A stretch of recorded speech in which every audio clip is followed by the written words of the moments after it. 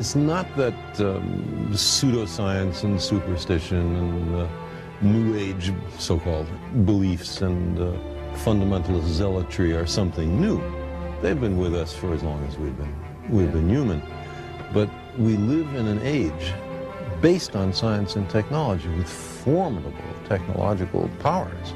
Science and technology are propelling us forward at accelerating rates. That's right. And if we don't understand it, by we I mean the general public, if it's something that, oh, I'm not good at that, I don't know anything about it, then who is making all the decisions about science and technology that are going to determine what kind of future our children live in?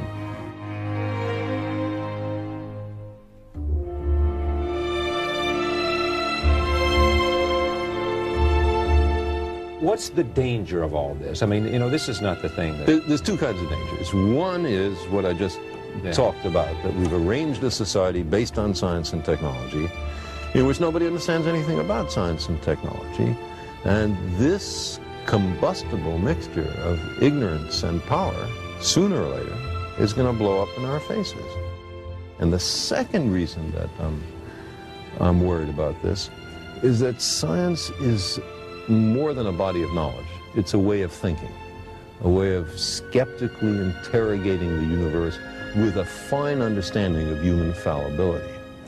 If we are not able to ask skeptical questions, to interrogate those who tell us that something is true, to be skeptical of those in authority, then we're up for grabs for the next charlatan, political or religious, who comes ambling along. It's a thing that Jefferson laid great stress on. It wasn't enough, he said, to enshrine some rights in a Constitution or a Bill of Rights.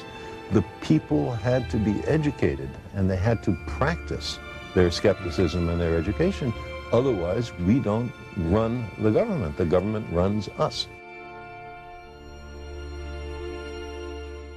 You see, people read the stock market quotations and financial pages. Look how complex that is. People are able to look at sports statistics. Look how many people can do that. Understanding science is not more difficult than that. It doesn't involve greater intellectual activities. But the thing about science is, first of all, it's after the way the universe really is and not what makes us feel good. And a lot of the competing doctrines are after what feels good and not what's true. There are millions of people who understand science does not prove religion, but because religion is faith-based. Let's look a little more deeply into that. What is faith? It is belief in the absence of evidence.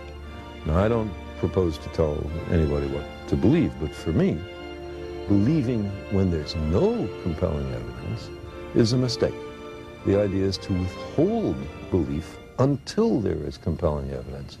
And if the universe does not comply with our predispositions, okay, then we have the wrenching obligation to accommodate to the way the universe really is. So who is more humble?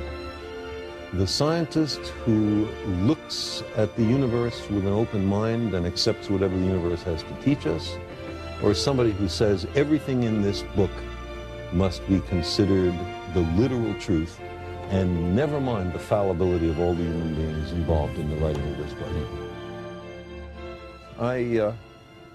I lost both my parents about 12 or 15 years ago, and I had a great relationship with them. I really miss them. I would love to believe that their spirits were around somewhere, and I'd give almost anything to spend 5 minutes a year with them. Do you hear their voices ever? Sometimes. About 6 or 8 times since their death, I've heard it. Carl, just in the voice of my father or my mother. Now, I don't think that means that they're in the next room. I think it means that they're in your head. I've had an auditory hallucination. I was with them so long, I heard their voices so often. Why shouldn't I be able to make a vivid recollection?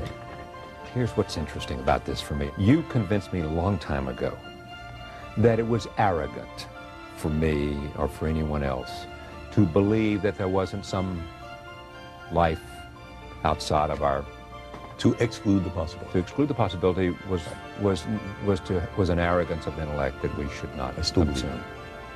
You couldn't prove it, you didn't know it was there, but the arrogance for you. Right, we don't know if it's there, we don't know if it's not there, let's look. And if you take that, why can't you say, there's a lot we don't know? There's a lot of power there that we don't know. There's a lot we don't know. You know? It's what I believe. But that doesn't mean that every fraudulent claim has to be accepted. We demand the most rigorous standards of evidence, especially on what's important to us. So if some guy comes up to me, and a channeler or a medium, and says, I can put you in touch with your parents. Well, because I want so terribly to believe that, I know I have to reach in for added reserves of skepticism, because I'm likely to be fooled and much more minor to have my money taken. You are living with myelodysplasia. Or I have been. You have been.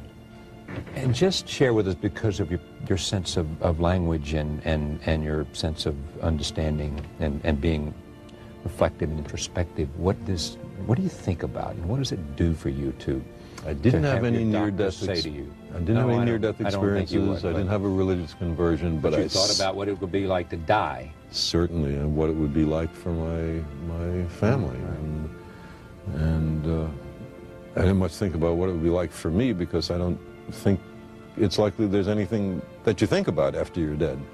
That's it. Yeah, long dreamless sleep.